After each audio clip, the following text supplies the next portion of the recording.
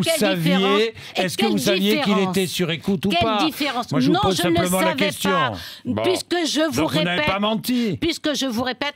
Lorsque je dis que je ne l'ai appris que le 7 mars, ce que je savais le 3 mars, c'est qu'il y avait une perquisition à la Cour de cassation. Oui. Ça n'est pas banal, il est normal que la garde des Sceaux le sache. Il se trouve qu'une information était arrivée à mon cabinet que je n'ai pas eue exactement et précisément. Mais elle était effectivement arrivée à mon cabinet. Vous n'avez pas eu parce que... Mais quelle est l'importance, Monsieur Bourdin, de savoir le 3 mars ou le 7 mars mais c'est pas... que les écoutes ont eu lieu en septembre 2013? C'est-à-dire, en clair, Monsieur Bourdin, le fonctionnement de la justice a changé. Et c'est ça que vous devez admettre. Le fonctionnement de la justice a changé.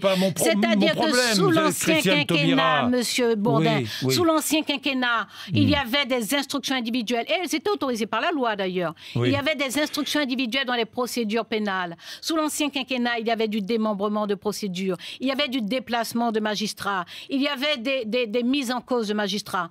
Sous cette législature, sous la responsabilité de François Hollande, les juges travaillent au point qu'ils mettent sur écoute un ancien président de la République en septembre 2013 et qui n'en informe la garde des Sceaux qu'en mars 2014. Donc vous ne saviez pas que les choses soient très claires, que Nicolas Sarkozy était placé sur écoute? J'ai une information écrite qui arrive à la chancellerie le 3 mars. Bon.